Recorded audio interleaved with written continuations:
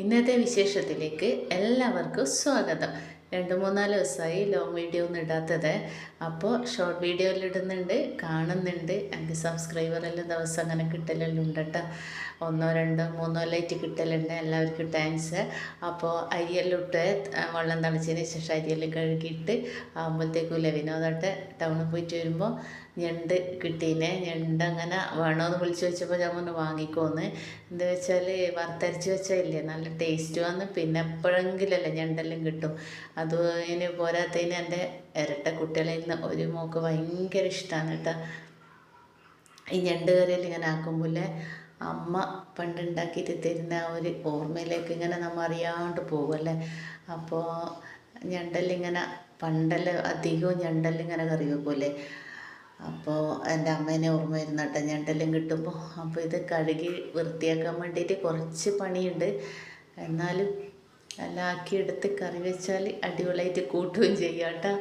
അങ്ങനെ അതിൻ്റെ വിരലിൻ്റെ അറ്റ പകലിൽ ഞാൻ എല്ലാം മുറിച്ച് കഴുകിയിട്ടില്ലേ ഞണ്ടിനെ കണ്ട നല്ല അടിപൊളിയാക്കി എടുത്തിട്ടുണ്ട് കേട്ടോ. നല്ല സുന്ദര കുട്ടപ്പന്മാരാക്കി എടുത്തിട്ടുണ്ട്.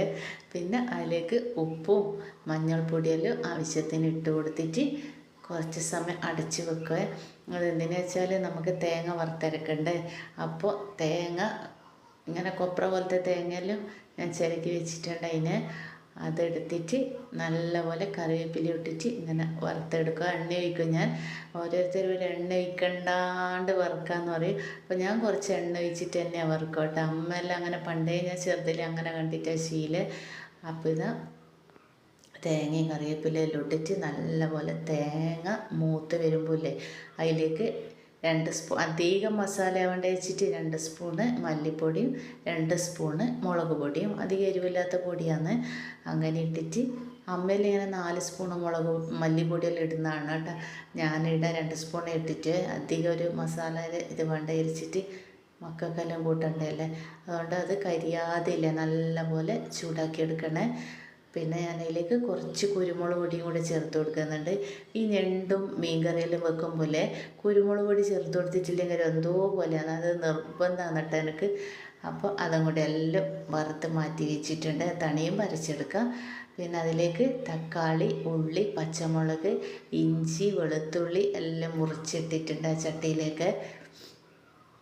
അപ്പോൾ തണിഞ്ഞ നമ്മൾ വറുത്ത് വെച്ച തേങ്ങയില്ലേ അതും കൂടി നമുക്ക് അരച്ചെടുക്കാം. അരച്ചതിന് ശേഷമില്ലേ നമുക്കതിലേക്ക് ഒഴിച്ച് കൊടുക്കാം കേട്ടോ. ഒഴിക്കുന്ന വീഡിയോ ഞാൻ എടുത്തിട്ട് അപ്പോൾ ഒഴിച്ചിട്ട് അതിനാവശ്യത്തിന് വെള്ളമെല്ലാം കൂട്ടിയിട്ട് നമുക്ക് അടച്ച് വെക്കുക. അടച്ച് വെക്കുമ്പോൾ നോക്കണം തിളച്ച് മറിയാതെ നോക്കണം കേട്ടോ.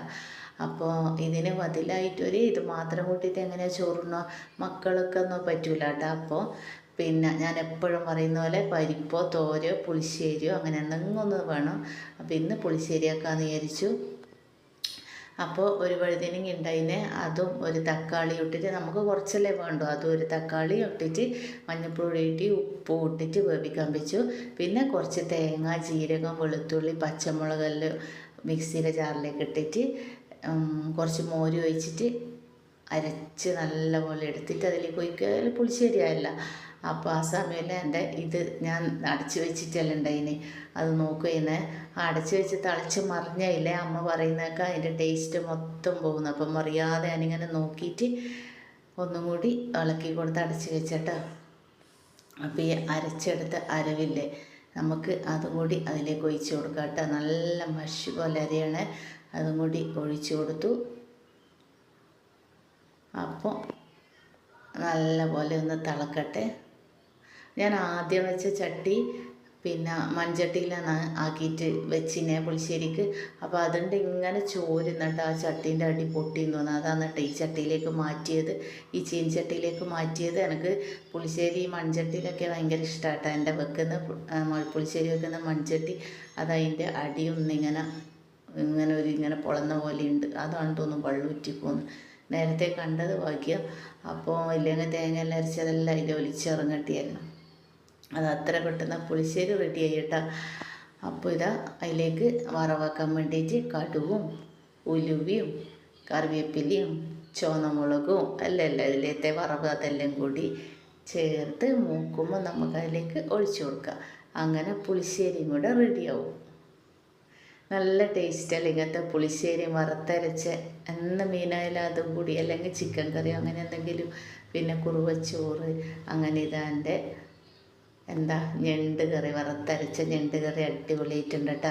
അടുപ്പിലാക്കാമെന്ന് വിചാരിച്ചിനി, അപ്പോൾ അത് പറ്റിയിട്ടാട്ടോ കുറച്ച് വൈദ്യുണ്ട്. അപ്പോൾ കുഞ്ഞുള്ളിയും കറിവേപ്പിലെല്ലാം അതിലേക്ക് വറുത്തിട്ടും കൂടി ഇട്ടില്ല, അടിപൊളി ടേസ്റ്റാട്ടോ.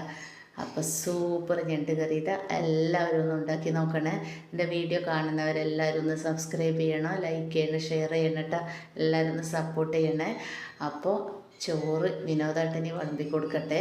അങ്ങനെ ഇന്ന് ഞാനല്ല ചോറുണ്ടെന്ന്, വിനോദേട്ടന് വിളമ്പിയിട്ടില്ല, അതാ നിങ്ങളെ കാണിക്കുന്ന കേട്ടോ.